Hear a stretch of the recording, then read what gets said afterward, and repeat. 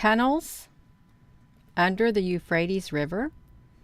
That's what I ran into. I wanted to see if there were many bodies of water, or if there were any that were drying up around the world.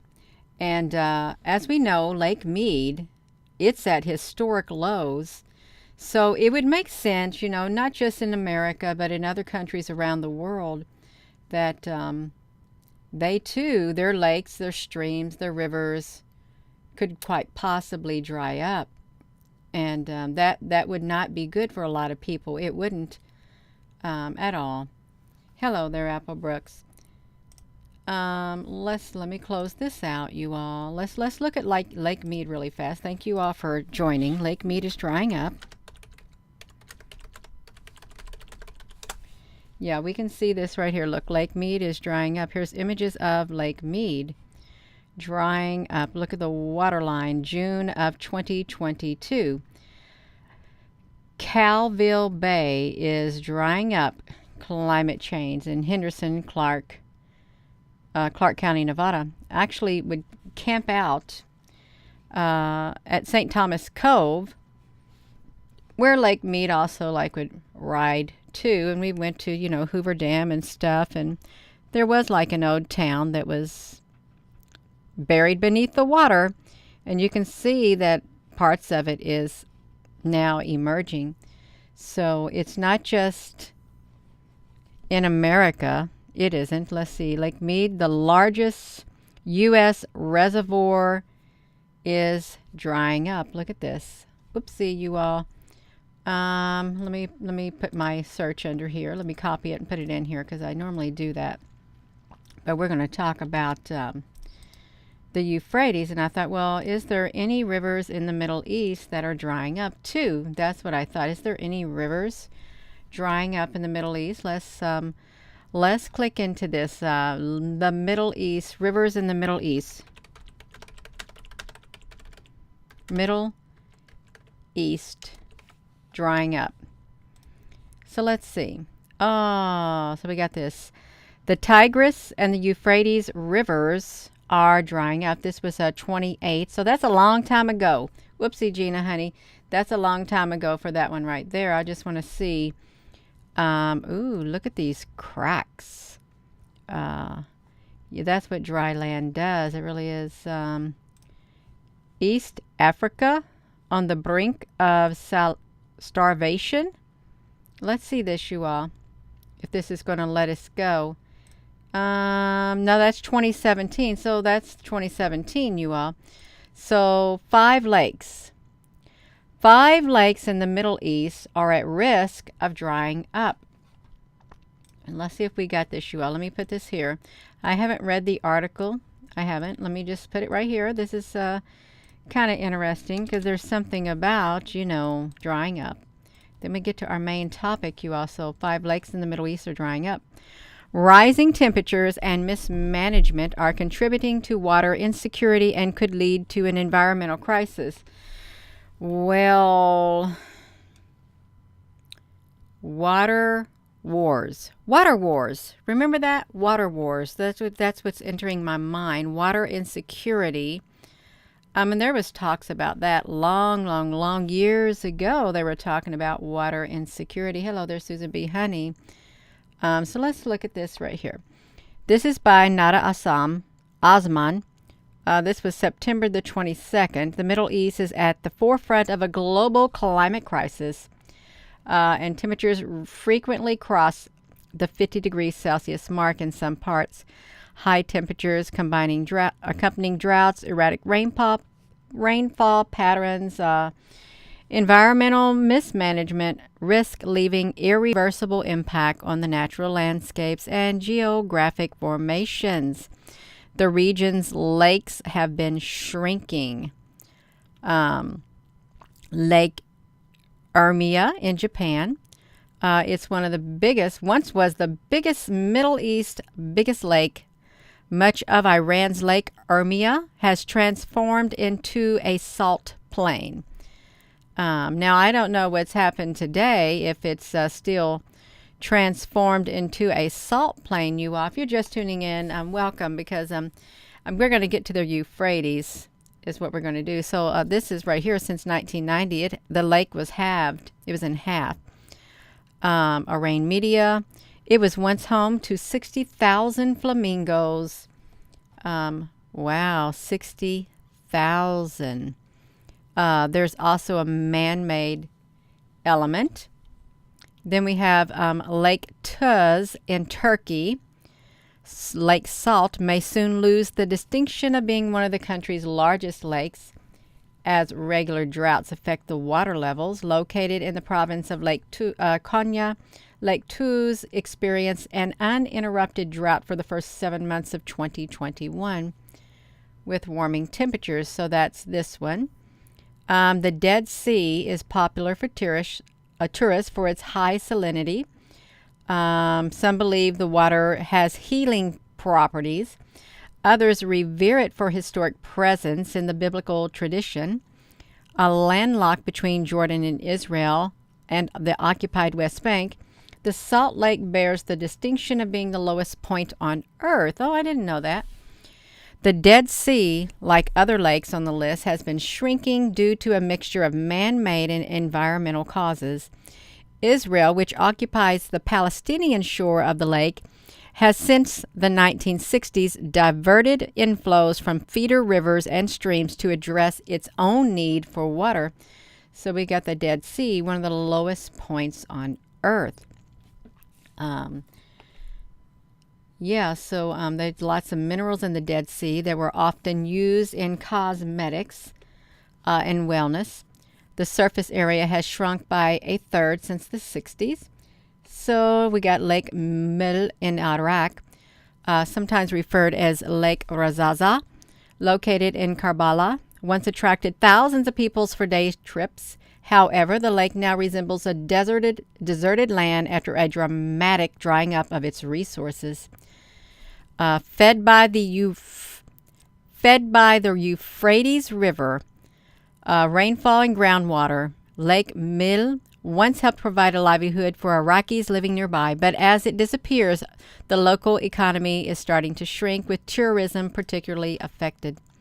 The lake is now littered with washed-up fish, abandoned fishing boats, and tourist numbers slowing down to a trickle. So Lake Van in Turkey, one of the largest lakes. It's a salt lake, so its water is not useful for agricultural. Look at this. So this right here, this lake right here, Lake Mil in Iraq, it is fed by the Euphrates River with rainfall and groundwater. So if it's drying up, then that means the Euphrates is not having enough water to go to that lake.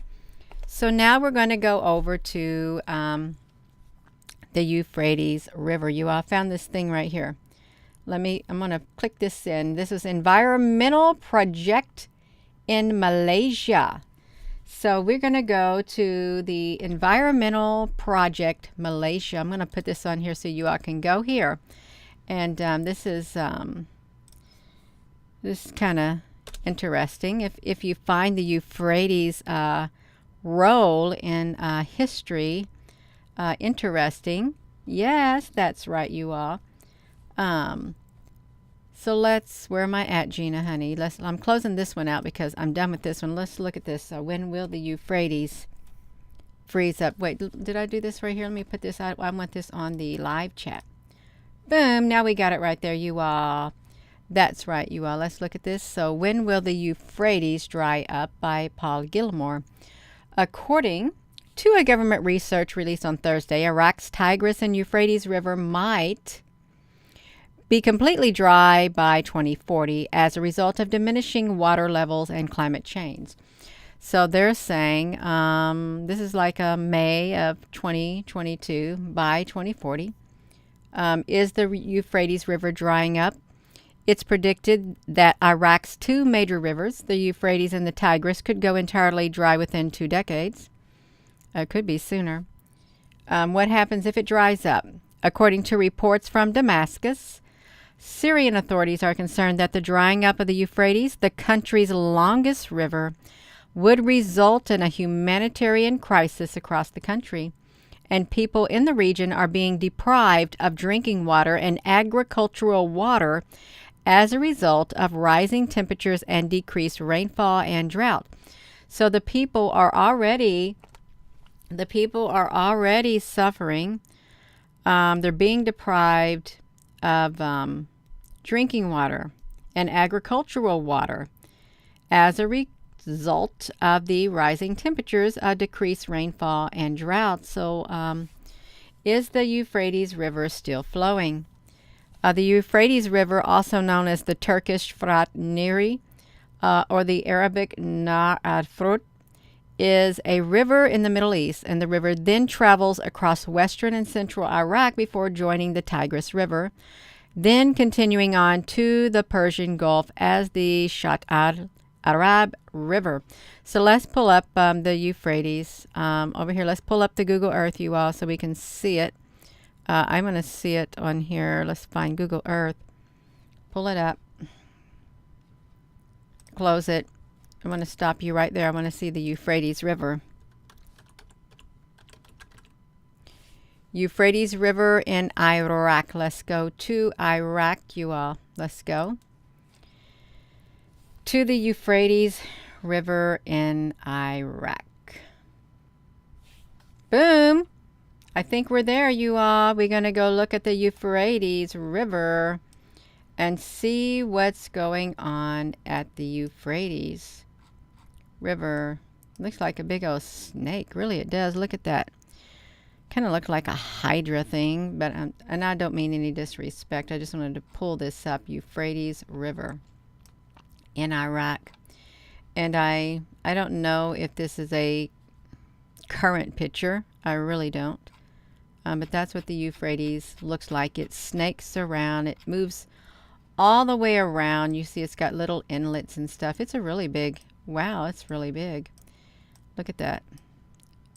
It like divides and stuff. It does that too. Look, they got some green going on in the Middle East from this Euphrates River right here. Right there. What is that? So we got that Euphrates River. That's fine. So now we're going to go back over to here. Does the Euphrates River have gold? It has come true that many of the prophecies made by Prophet Muhammad more than 1,400 years ago have come to pass. One prophecy which predicted the drying up of the Euphrates and the discovery of gold has yet to be fulfilled. This prophecy is extremely important because the conflict that is promised is intimately tied to the arrival of the Mahdi, the Messiah. Which river has now dried up? TWC India, a subsidiary with multiple lengthy rivers drying up, India is experiencing a water shortage unlike any other time in its history. One of the most important rivers in the Bundelkhand area, the Kin River, which flows across the distance of more than 450 kilometers through 2 states, is on the verge of drying out. You all, thank you for joining.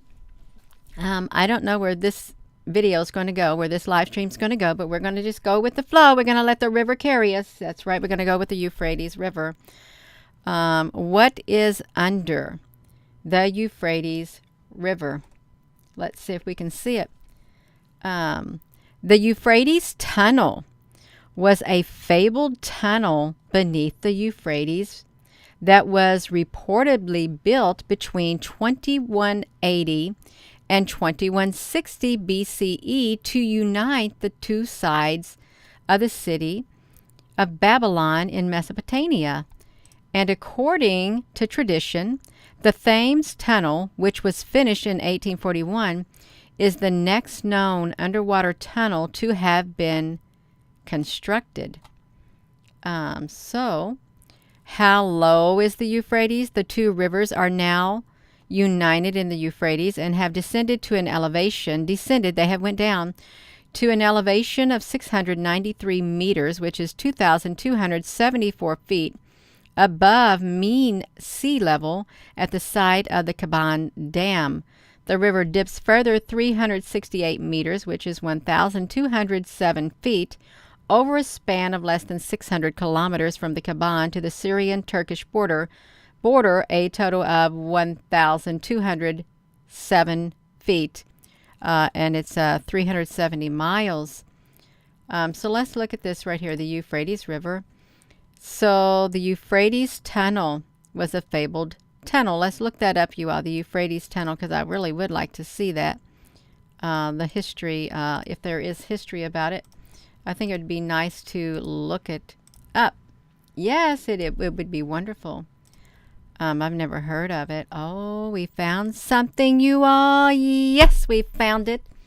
We found it, you all. This is pretty cool. It's like a mystery with the Euphrates Tunnel in Babylon. Yes, it's located in Babylon. That's right, Babylon. So the Euphrates Tunnel, let's just read what it has to say. You all, we're going to put this link here because it's the search that we got us to this spot right here. We can look at it, and you can go look at it more if you come to the live stream and you look into the description area with the video. We've got all the links here because we got it going on. We really do. The Euphrates Tunnel was a legendary tunnel purportedly built between 2180 and 2160 BCE under the river Euphrates to connect the two halves. The existence of the Euphrates Tunnel has not been confirmed. The next underwater tunnel known to have been built is the Thames Tunnel. So, has not been confirmed. You all, come on now. They know. They know what lies beneath that Euphrates. Or where would even the thought of a tunnel even come about if there was not former knowledge of it, you all? The way they explain things is no. You wouldn't write about something that did not exist. Hello there, Robin Garcia. Thank you. You would not write about something that did not exist unless it actually existed and there was documentation for it. Otherwise, why waste people's time? It's located in Babylon. Let's come over here, you all, because this is pretty neat. Oh, you all, look at this. They have a wiki.com, Euphrates Tunnel. Let's see where that might go really fast. It's like a wiki fandom, but it's not. It was a legendary tunnel in the city of Babylon in Mesopotamia. The history. A description of the tunnel. See, now they've got a description, but yet Wikipedia said it's yet to be confirmed. Well, we got a description here. We're going to read about it. I think I better put this in here. You all just hold on because it's that way I don't forget. I don't forget to put the descriptions in here because Gina, you did one too many. You all might even have them backwards, but that's okay. You want to come here and we're going to find it. So we can have the scholars get in here and look at these, you all. That's right. A description of the tunnel as being built and used by Queen Semiramis, let's who that it is, and given by Diodorus in 50 BCE, Bibliotheca Historica. So who is Queen Semiramis? Oh, right here. So the wife. Oh, mythology. Okay, Armenian.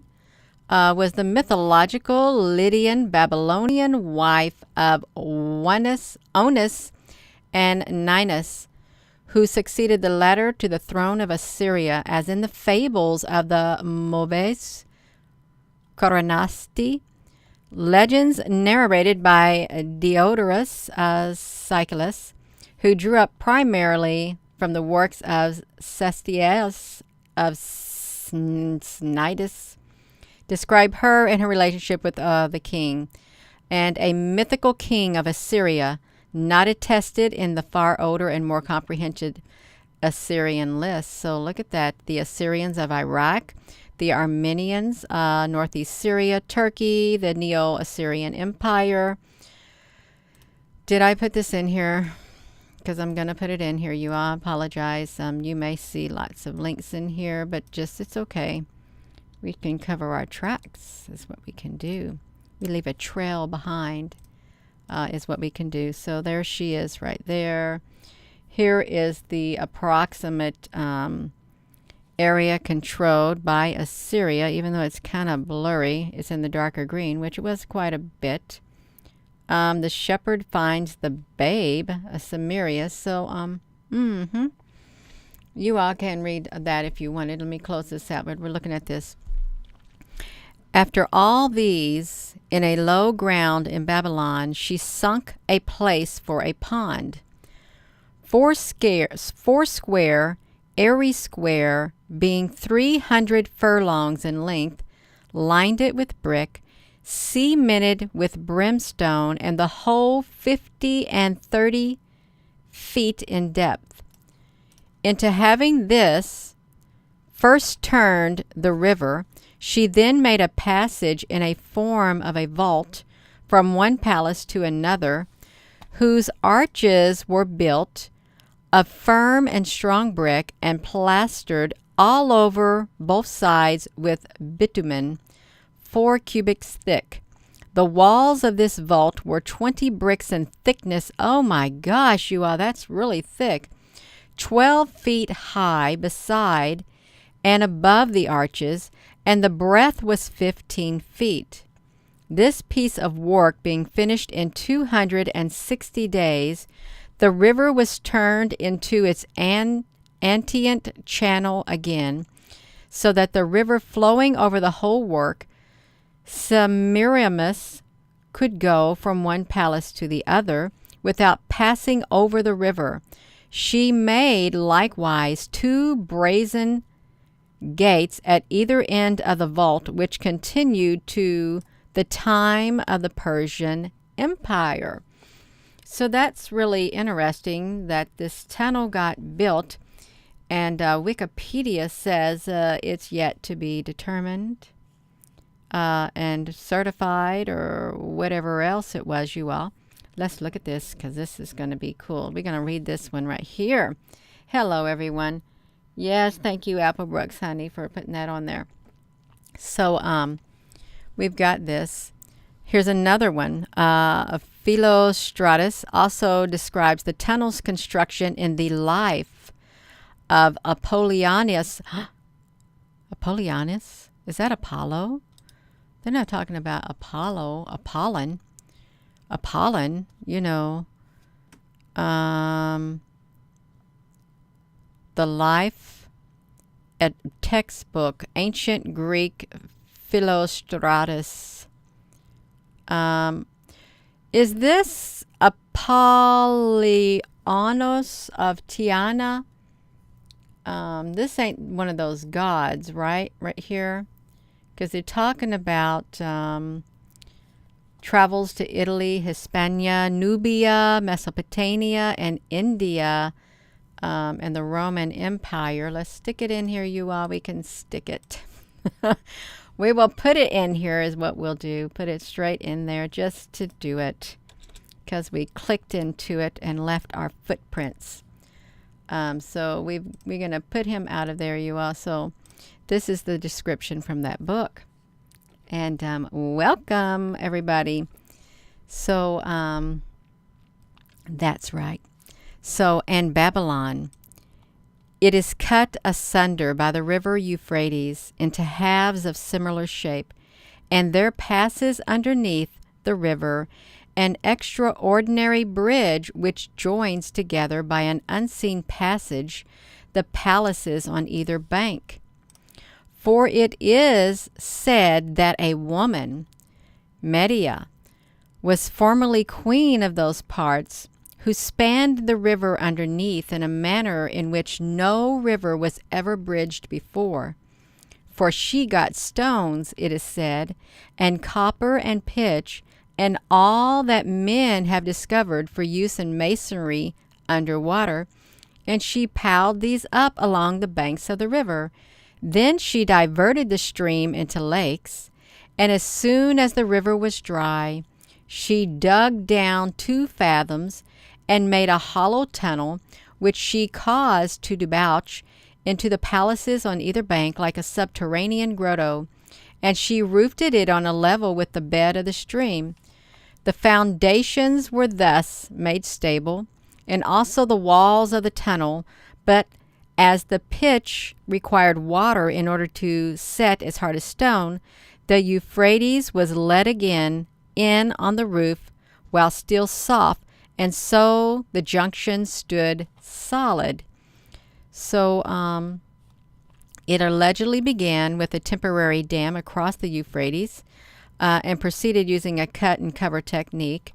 The tunnel allegedly spanned 12 feet high, 15 feet wide, presumed that it was used by pedestrians and horse-driven chariots, and connected to a major temple within the royal palace on the other side of the river. And it was supposedly lined with brick and waterproof asphalt. So there is references to a tunnel being underneath the Euphrates River. And that sounds pretty cool, you all. It really does. Don't tell me that this did not have me pressed over here during that time, you all, on this page right here, because if I didn't, that's not very nice. It really isn't very nice. Let's look at some of the pictures of this tunnel under the Euphrates right here. Wow, look at that. Wonder if it's one of these, but that doesn't look like the bricks that they had. Dark canyon and road. I think this is just tunnelings. The Euphrates River stock videos, things like that. You also, the Euphrates River is in runs through Iraq. So let's look at this. Let's see if we can find something else on the Euphrates. Let's finish reading this. How long is it? Is the Euphrates? What's causing it to dry up? Syrians are currently experiencing the worst drought in 70 years. And according to the United Nations Development Program, according to the Kabora, which has gone entirely dry, so many other rivers, lakes, and dams throughout the war-torn country. Crops are failing, livestock is dying, and safe drinking water is becoming increasingly rare. Where is the mouth of the Euphrates? A river that does not run empty at any time of the year is carrying excess water from the precipitation that has collected in the porous rocks on the hills and the mountains that surround the watershed, and it's being carried away by the current. The highlands, where there is significantly more precipitation than in the plains, provide the majority of the rivers with their water. But we're talking about the Euphrates River. We're not talking about just a general thing about the rivers, but he did not really answer it completely. Where's the mouth of the Euphrates? Yeah, because really just saying precipitation providing the majority of rivers with their waters. So that's, yeah, I don't know about that, you all. That Euphrates, I heard that it was drying up. So what's this? Signs of the times? You all, can we click into that? Are we going to get ourselves in trouble if we click into this right here? I don't want to get in trouble. This is 2021. The Euphrates River, Syria's largest river, is drying up and raising concerns. So this is 2021. Let me put this in here. Then we're going to do a more specific search on the Euphrates River. If it truly does dry up, there is a prophecy associated with that river. There is. It produces electricity as well from a hydroelectric power for 3 million people, More than 5 million people in Syria directly depend on the Euphrates River. It's the main source of clear water. Let's look at this. Biblical prophecies. Matthew 24, Luke 21, Revelation 16 foretell that the water of the Euphrates River will dry up, preparing the way for powerful nations from the east to come to the battle of Armageddon, signaling the world is nearing the end of its age and the coming of Jesus Christ. The events and conditions happening now are warning signs pinpointing to the nearing fulfillment of the last day prophecies at the end of this age, revealing it's time to prepare now. So this is the thing. It says that the Euphrates River will dry up, preparing the way for powerful nations. I think it is the kings of the east, the kings from the east. But who are they? Really, who are the kings from the east? Are they ancient kings? Is that who it is, you all? Ancient kings that come from the east? Or is it specific nations? And really, why would, if you think about the Bible, it is a prophetic book, in the book of Revelation. It's an apocalyptic book, and it already foretells what happens in the future. So if it's foretelling what happens in the future, and we're reading about it, then could it possibly already have happened, and we don't remember, but now we are living in that future that was already talked about and spoke about? Now we're living in it in the present time because it's already happened. It's already been done before. That's what it seems like when I think about it at times. It's like if it's already spoken about in a prophecy, an apocalyptic event already occurred, and you got all these details, have we lived through that before? And here we are again. I wouldn't like that. I really would not like that.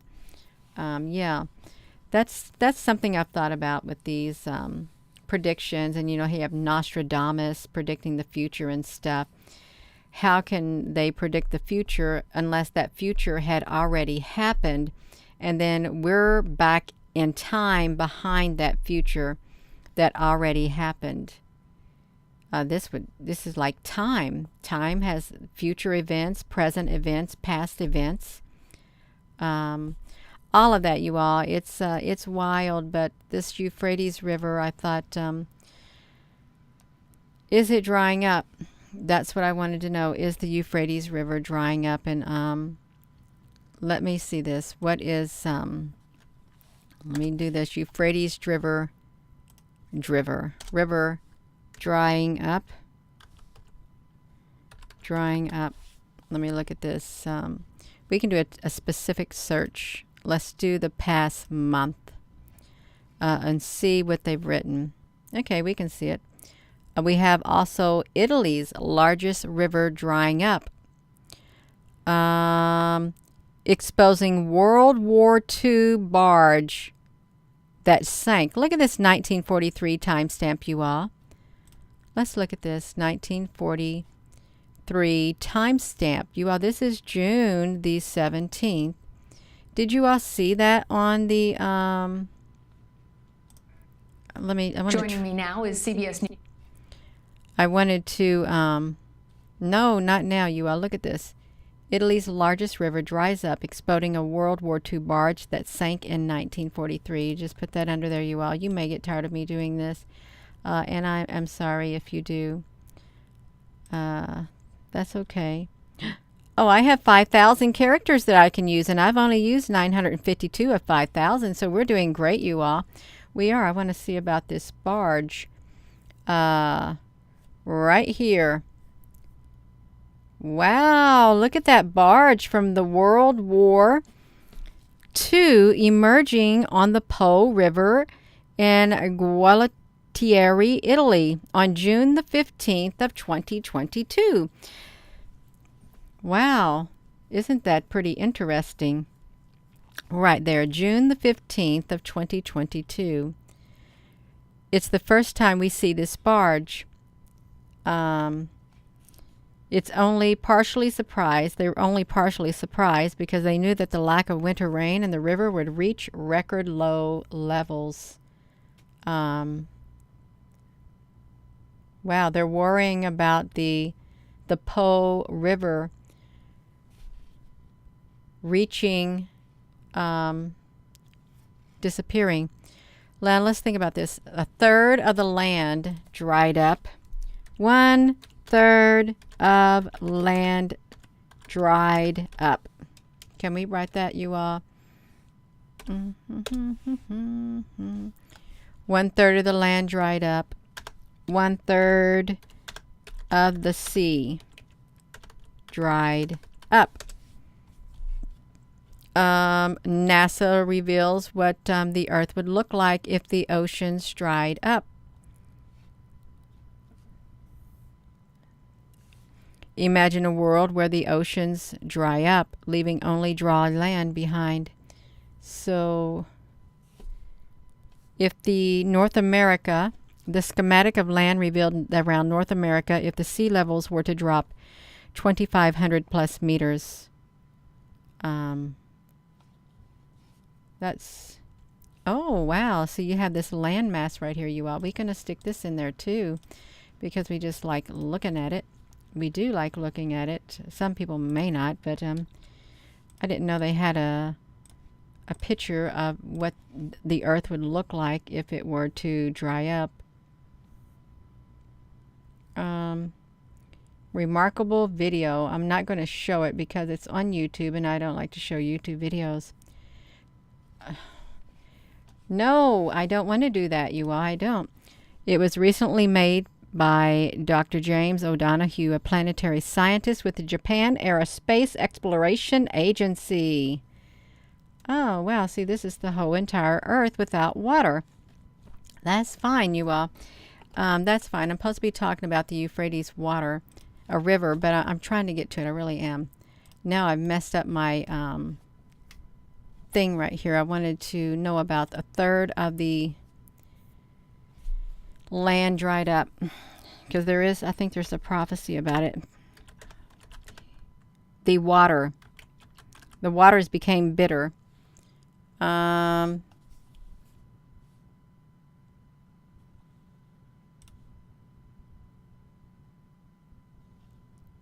world in crisis. An Ezekiel prophecy. Let me look at this. If there will be a World War III, Edgar Cayce. Let's see, Edgar Cayce. This war will be unlike any other war in history. This war will unleash a series of irreversible events which will change the world forever. God has set aside 2 whole chapters in the Bible to warn mankind of this coming war. The Bible warns the U.S. will not and cannot defend Israel. According to the Bible, Israel must stand alone with God, for when this coming war does finally start, the United States will be unwilling or unable to help Israel defend itself. Even though the Bible warns the invading armies will ultimately be destroyed by God, it will be a devastating war for both Israel and the whole entire world. Bible scholars are divided as to whether this is the coming war is part of a prophetic battle of Armageddon, or will just precede the Armageddon in order to prepare the path for a coming world leader who will enforce a peace plan or a covenant upon Israel. It will trigger the final prophetic 7-year period in which God set aside for Israel. Sometimes it's called the Apocalypse, Ezekiel Bible prophecy, you all.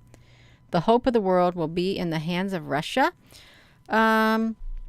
All the people of the world, by Edgar Cayce, should be sitting on the edge of their seats with white knuckles, watching this terrible prophecy slowly start to unfold, while those who call themselves Christians or followers, both Jew, Gentile, of Jesus Yeshua, the promised Messiah, are told to examine themselves in the Word and in their faith to ensure they are not just almost Christians. Lukewarm, spit you out of my mouth because you're neither hot nor cold. Therefore, pray that you'll be counted worthy to escape all the things, the terrible events of the apocalypse that are going to come to pass. So yeah, the wrath of God is supposed to be coming, that will be poured out upon the whole earth. And you can see this is in Thessalonians. World War III. Well, this didn't start Bobby Vanga. See, you all, this is what happened. Bobby Vanga. World War III will start in November of 2010. These are prophecies that never did come to pass. None of these. And I'm not saying that a war will not start. I think we got some kind of a war going on right now. But this prophecy with a timestamp, you don't want to put a timestamp on something like this. You really don't. You don't. Look at this. Yeah, you don't. Boom. All of that. So, let me put this back to me. I don't want to get people going here, you all. I don't. Don't be getting going on that prophecy stuff, you all. Because a lot of people have made prophecies. They have the 3 days of darkness, the 10 days of darkness, and all of this stuff. The what is going to get overturned, and the Supreme Court's going to whatever. None of it came to pass. None of it came to pass, like they said. None of it. So yeah, don't read too much into all of these events, even though there is some spoken about. What we can see is that the world has changed, and it's not the same. It's not the same at all, you all. This world is not the same. So we have the Euphrates River, a dying river, right here, that birthed one of the oldest civilizations. Nicole Davies, thank you. The oldest civilizations, right here. This is a 2019. To get back to that Euphrates River. Let me see if I can get it here. Right there.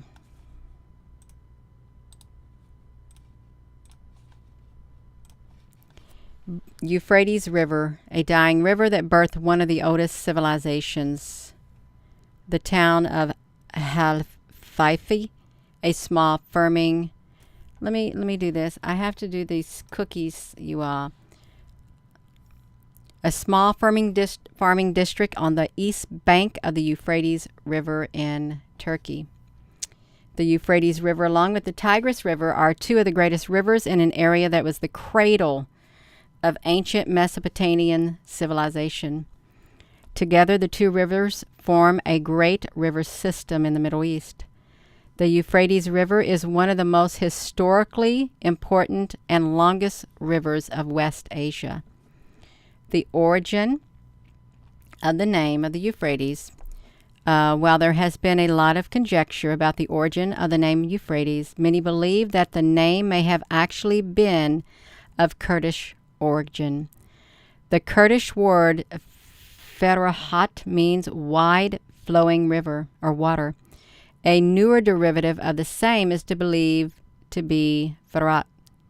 Another group of scholars is of the opinion that the word has its origins in Old Persian, where Euphratu means good to cross over. The Sumerian and the Akkadians' name for the Euphrates make the Indo-European etymology uncertain. You ever watch the what was that show, you all? I know what it was right here. You ever watch that this Scorpion King, you all? He was like the last Akkadian is what he was. The last Akkadian is a pretty cool one. He said, I come for the woman in your head. But you all, really, is there truth in these movies like this? Did they go out and you see how that Scorpion King, he made a deal. The Scorpion King in one of these made a deal with, I don't know, some god of death, or I don't know what he made a deal with, but he had a big old scorpion tail, angel wings. He had a big old scorpion tail on him, is what he had. And I really would like to see that scorpion tail that he had on him, because it sounds like the beast. There it is, right there. Right there, you all. Look at that. Tails like scorpion. That, I think that was one of the depictions right there. That was his body. It came up out of the earth looking like that, you all. Did happen on a different timeline, and they're merging and catching up. Angel wings.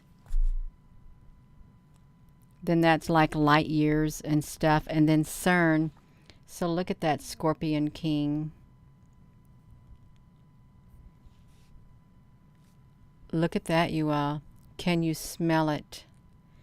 That's what happened. And he had an army. He had an army that he ruled.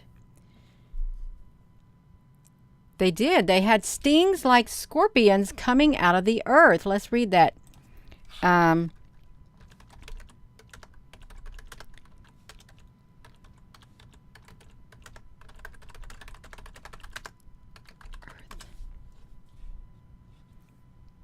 Well, that's no. I want to see that Bible verse. Yeah, they had tails with stingers like scorpions, and their stings were in their tails.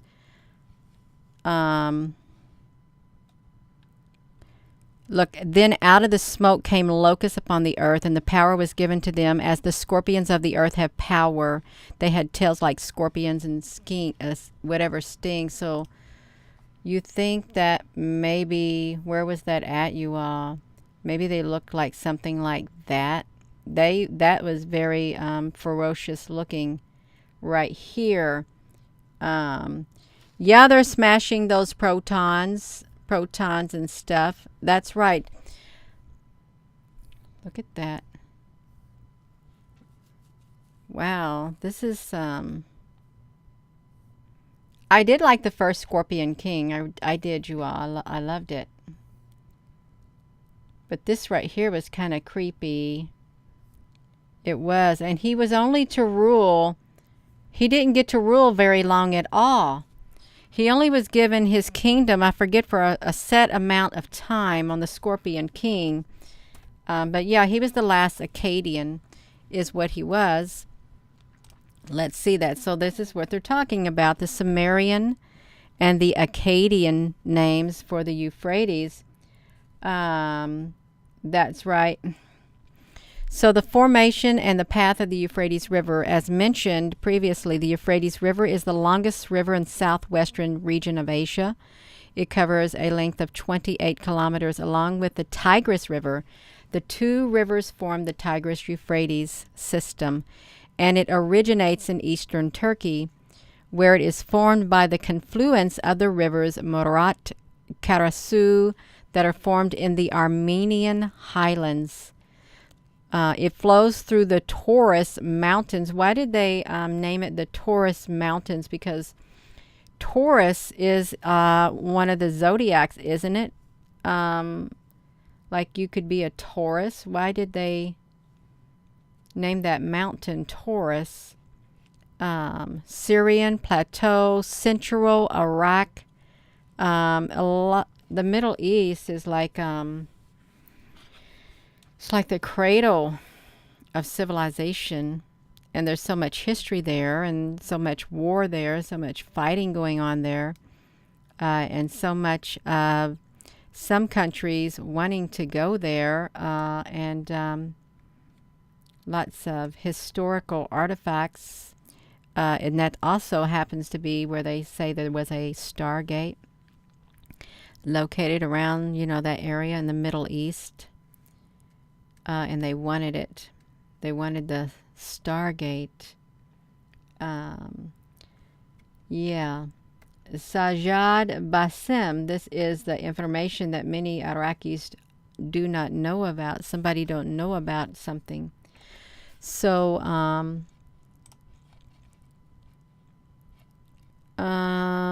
it joins the Tigris River and continues to flow as the Shat al-Arab and empties into the Persian Gulf. 3 rivers that rise in the foothills of the Taurus Mountains in Syria along the Syro-Turkish border add their water to the Euphrates. They are the Sajur, the Balik, and the Kabar. Although these rivers comparatively add little water to the river, they are the only natural tributaries of the Euphrates. So these are the natural tributaries of the Euphrates, these 3 rivers. And once the rivers enter Iraq, there are only a handful of canals that exist which connect the Euphrates Basin and the Tigris Basin. Historical importance. Whoa, look at this, you all. Did we, I think I put this on here, STS World Euphrates River. Dating from approximately the 4th millennium BC, the Euphrates was the source of water that led to the birth of the first civilization in Sumer. Several ancient cities were located on or near the riverside, including Eridu, Mari, Nippur, Sippur, Shurupak, Uruk, and It is also one of the 2 rivers where the Mesopotamia River draws its name as the land between rivers. Water levels, water wheels. Wow, those are massive water wheels, you all. Of Adjumaya on the Euphrates near Rawa and Anna in Mesopotamia, present-day Iraq. This is 1911. Massive water wheels right there. You can see them. Yeah. Massive water wheels on the Euphrates. I always wondered, how do those really work? As you can see, they're made with trees, parts of trees and stuff. In ancient times, the river valley was heavily irrigated, which formed the centers of the Babylonian and the Assyrian empires in later years. For several hundreds of years, the Euphrates rivers formed the eastern limit to the control of the Egyptian and Roman empires, as well as the regions of the Persian Empire. The Battle of Karbala is said to have taken place in 680 A.D. near the banks of this river. After the First World War, the Ottoman Empire was partitioned when the Southwest Asian borders were redrawn in the Treaty of Lausanne in 1923. According to this treaty, the 3 riparian states of the Euphrates River, indicating Turkey, France, Mandate of Syria, and the United Kingdom, Mandate of Iraq, were supposed to reach a mutual conclusion about the use of the water for the river, as well as construction of a hydraulic installation.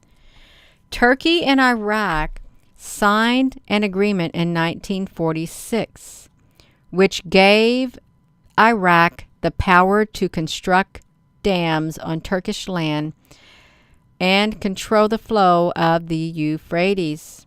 1946. Let's see, 1946. Let me see if we can find this.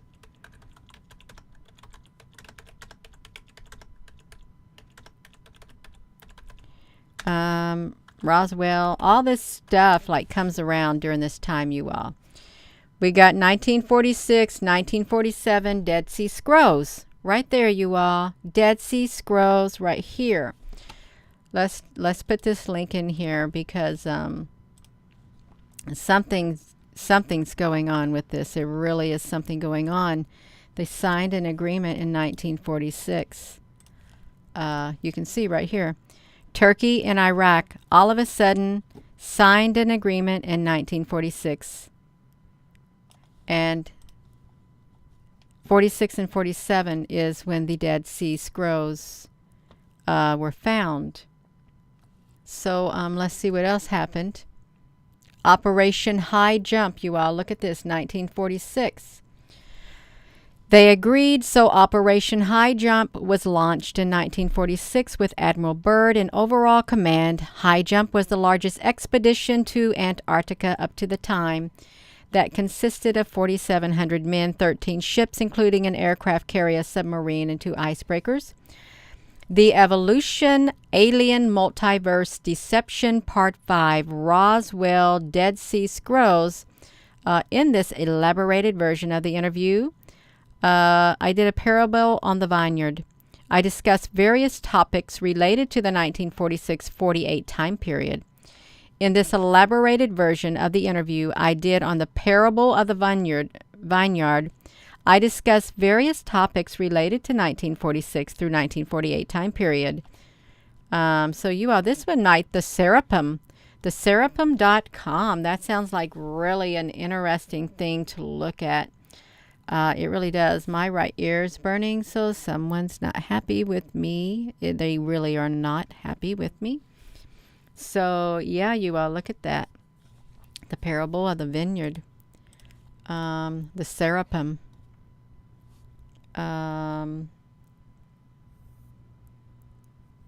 Sonic geometry.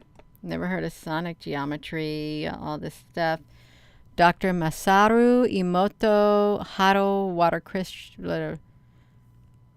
Oh, well, we can't find this. There's nothing on here, you all. So, yeah, I'm not going to look at that. But you'd have to go there. Click in that thing and go there, you all. Because we put that link on this whole entire search here. So, in 1947, a Bedouin shepherd looking for a lost goat cast a stone in a cave near the Dead Sea. He heard a hollow sound and decided to climb in the cave. He found a jar containing 3 ancient Dead Sea Scrolls. But yeah, 1946, you all. Right there. We're talking about Enoch, Nimrod, Admiral Byrd, Biblical Earth, and a most peculiar timeline. The invasion of the Nazi base at Antarctica. Look at that. Roswell, Downing, Rossbird. All of that's, there's something happened, something extremely, extremely significant happened. And it was earth-changing back in 1946. Earth-changing. It's like somebody got a glimpse of the end game and of what had already happened before. Somebody got insight. And then, yeah, it is like earth-shattering. Whatever happened back then, which a lot of things appear to have happened. A lot of things were brought out into the open, or maybe what we're been told is all a cover story for something else. Yeah, it's so deep. It's extremely deep, everything that's happened. Beyond the looking glass. So, I really do wonder what all that is about.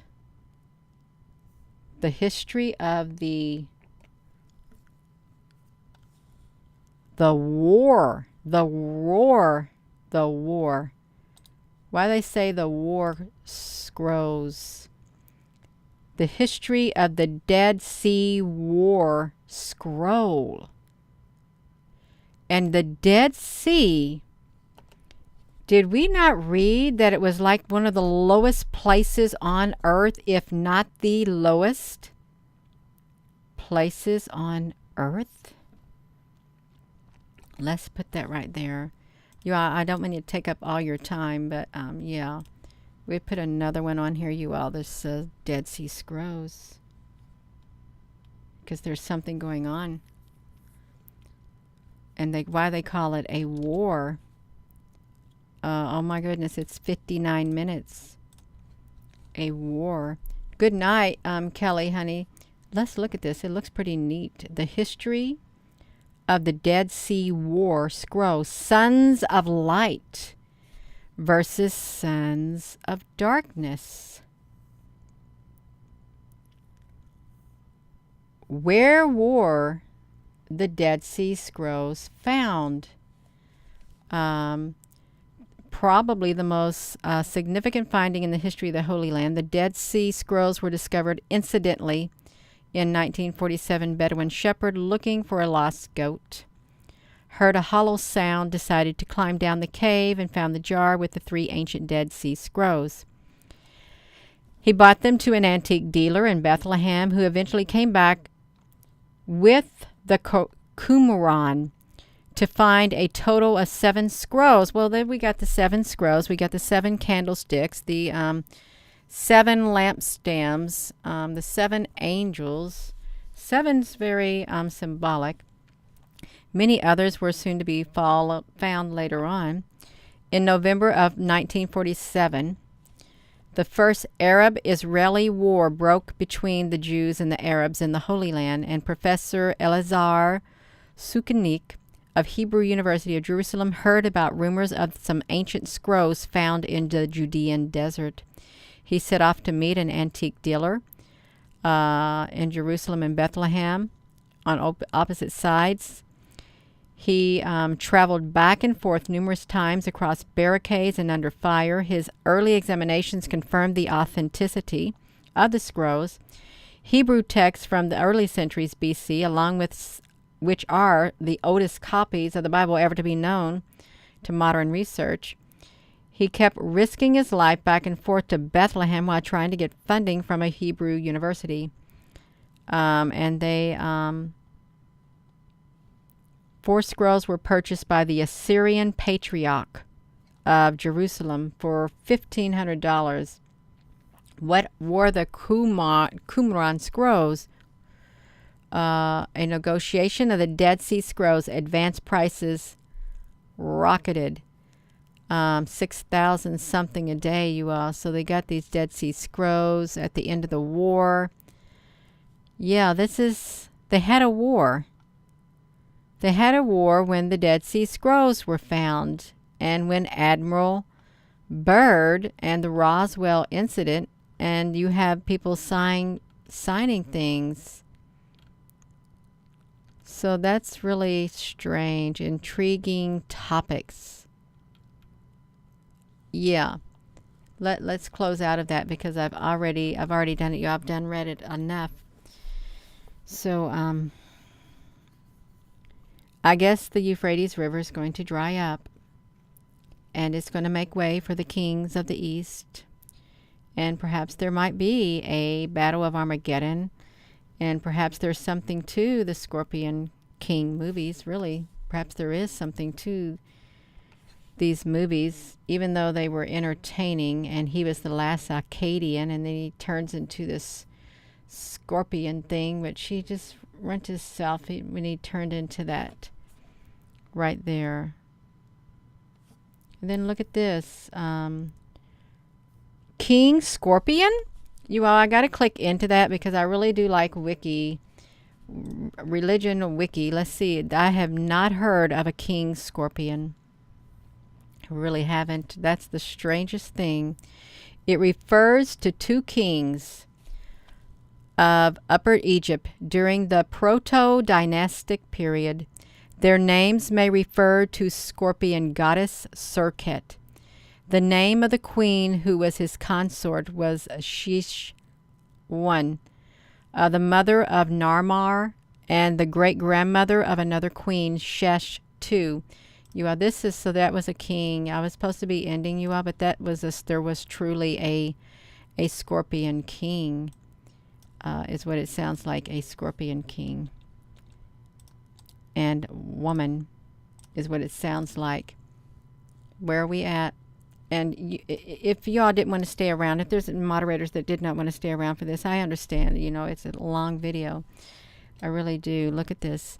The only pictorial evidence of his existence is the so-called scorpion mace head that was found in the main deposit by archaeologists James Quibble and Frederick Green in a temple at Neckan Herenkopolis during the dig season of 1897 and 1898. It is currently on display. Oh my goodness, my nose is really itching all of a sudden. Somebody is talking about me. Wow. It was mentioned on display. It's currently on display at the Ashmolean Museum of Oxford. The stratigraphy of the mace head was lost due to the methods of the excavators, but its style seems to date it to the very end of the pre-dynastic period. Though badly damaged, the visible parts are extraordinary records from the early time in Egyptian history. He is believed to have lived just before or during the rule of Narmer at Thinis for this reason, and also became the content of the mace head. So this right here, Scorpion King, that's where they got it. That's where they got... well, I've already clicked out of the Scorpion King. So there seems to have been a king truly that was there. So these movies, it sounds like these movies they're telling stuff. It depicts a single large figure wearing a white crown of Upper Egypt. Holds a hoe which has been interpreted as a ritual either involving the pharaoh ceremonially cutting the first furrow in the fields and opening the dikes to flood them. The name scorpion is derived from the image of a scorpion that appears immediately in front of his face that may represent a scorpion goddess. Circat, just below a flower. What does she look like?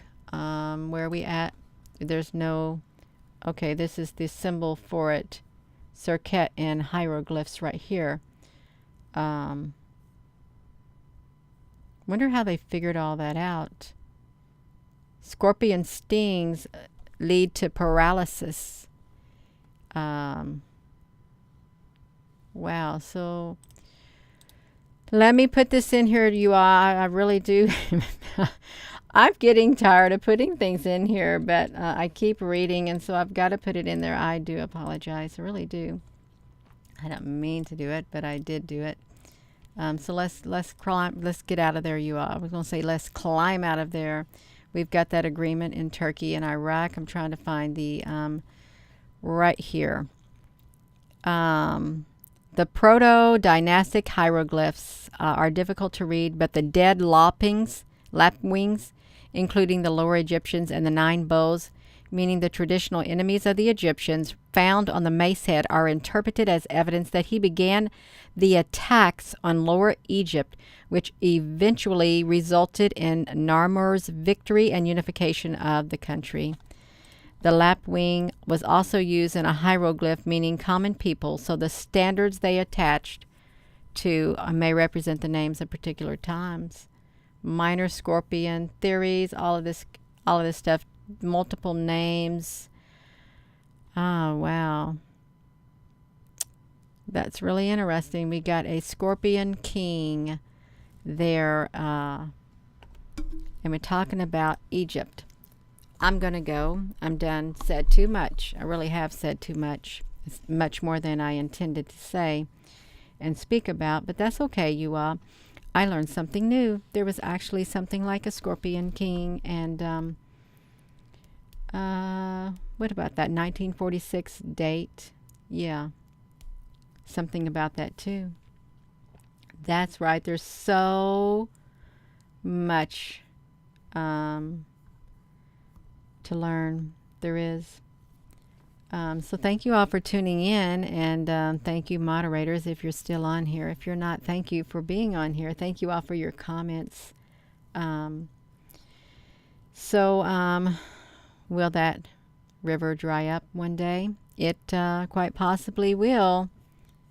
Our world is changing, and if time has already occurred and timelines are beginning to emerge with one another, we're going to liable to see a whole lot of things that maybe we don't want to see. So with that being said, hello, wherever you are in any part of the world. Hello. From my heart to yours. Love you. Have a wonderful rest of your day. And thank you for being patient with me as I just keep clicking links and pasting them and we read. Have a wonderful evening. You all. Love you.